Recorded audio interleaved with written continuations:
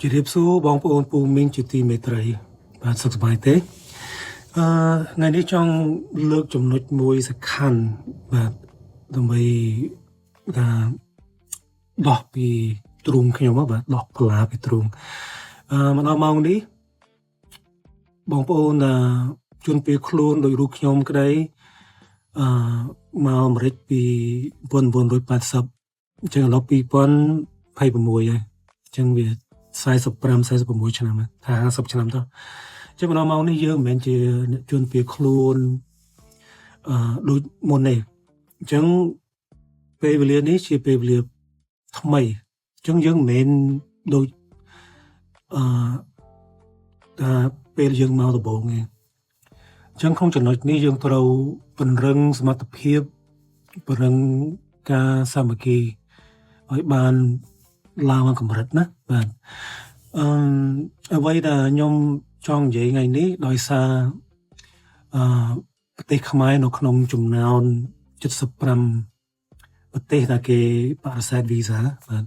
ក្នុងនាមជាកូនខ្មែរមានឈាមជឿខ្មែរនេះជាអាម៉ាស់មុខបាទនេះជាការអាម៉ាស់មុខមួយចំពោះរូបខ្ញុំបាទខ្ញុំមិនដឹងតើបងប្អូនផ្សេងទៀតគាត់មានអារម្មណ៍យ៉ាងណាទេប៉ុន្តែចំពោះខ្ញុំឈឺចិត្តនិងអាម៉ាស់មុខបាទហើយទៅមូលហេតុថាគេមិនអាចបញ្ចេញវីសាឲ្យដោយសារគេមានតួលេខច្បាស់ថាអ្នកមកពីស្រុកខ្មែរភាគច្រើនhigh statistic ថាសុំលុយពីរដ្ឋអញ្ចឹងមានន័យថាជាបន្ទុករបស់រដ្ឋាភិបាលសហរដ្ឋអាមេរិកលុយមកពីអ្នកធ្វើការបងពុនចូលទៅរដ្ឋាភិបាលចាប់ចែងលុយនឹងឲ្យអ្នកខ្វះខាតត្រូវការអញ្ចឹងចំណុចហ្នឹងជាសញ្ញាមួយវិជ្ជមានថាយើងខ្សោយបានយើងទៅពឹងផ្អែករដ្ឋាភិបាលអញ្ចឹងយើងអត់មានមោទនភាពទេបាទម៉ោងនេះរដ្ឋាភិបាលអាមេរិកក៏គេចាប់យើងដាក់ក្នុងcategory មកកន្លងនឹងអញ្ចឹងនេះជាអ្វីដែលយើងគួរតែបដូរបាទអត្តចរិតនឹងការគិតរបស់យើងបាទដោយសារយើងខ្សោយបានប្រទេសជិតខាងគេមើងងាយបាទគេអត់គោរពយើងបាទអញ្ចឹងពេលវេលានេះជាពេលវេលាដែលយើងគេហៅ time ខ្មែរ to rise បាទយើងខំព្យាយាមមកកម្រិតទៀតមកបាទដូច campaign របស់ប្រពន្ធអ្នកអុកញ៉ាគិតមេងហ្នឹងក៏មានគេហៅ campaign មួយខ្មែរ rise បាទខ្ញុំឯកភាពជាមួយអ្វីដែលគាត់ធ្វើហ្នឹងបាទនេះជាពេលវេលាដែលយើងត្រូវលើកស្ទួយប្រទេសជាតិនិងពូជសាសន៍យើងបាទបើមិនចឹងទេយើងនៅក្នុងកែវភ្នែករបស់ពិភពលោកយើងខ្សោយណាស់បាទអញ្ចឹងមូលហេតុនេះហើយបាទខ្ញុំបង្កើតសមាគមមួយទៀតបាទគេថា Cambodian American Trade Association បាទអញ្ចឹងគោលដៅនិងទិសដៅរបស់សមាគមហ្នឹងដើម្បីចូលរួមជួយពង្រឹងសេដ្ឋកិច្ចខ្មែរយើងបានពីអាមេរិកទៅអញ្ចឹងនេះជាគោលដៅ objective របស់សមាគមនឹងអញ្ចឹងយើងត្រូវការរៀបចំ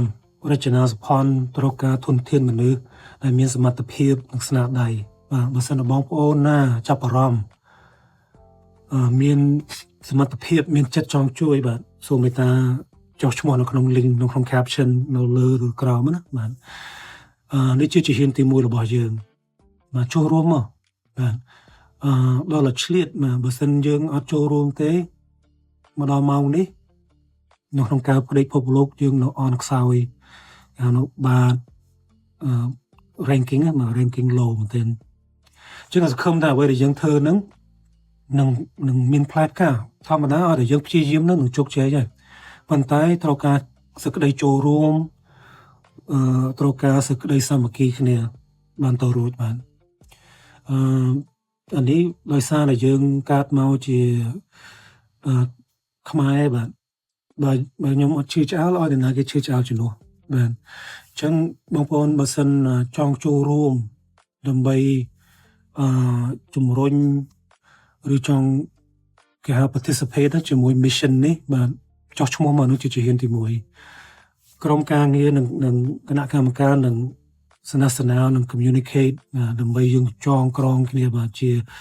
ពាក្យខ្មែរដើម្បីជាធ្លុញធ្លុងមួយបាទជាធ្លុងមួយអញ្ចឹងនៅក្រោមឆាត់ហ្នឹងយើងហៅជាសមាគមកតា Cambodian American Trade Association បាទទាក់ទងពីរឿងសេដ្ឋកិច្ចជួយរុញសេដ្ឋកិច្ចនិង business ខ្មែរយើងឲ្យប្រសើរឡើងបាទដើម្បីយើងចេញពីកន្លងនេះថាគេមើលងាយនិងគេគៀបសង្កត់បាទអញ្ចឹងបងប្អូនជាទី1ណាបាទចោះឈ្មោះនៅក្នុង link នេះដើម្បីយើងចងក្រងសមាជិកបង្កើតធ្លុងមួយបាទដើម្បីយើងសាមគ្គីគ្នាទី1ទី2យើងមិនមែនជាអ្នកជនពីខ្លួនឬ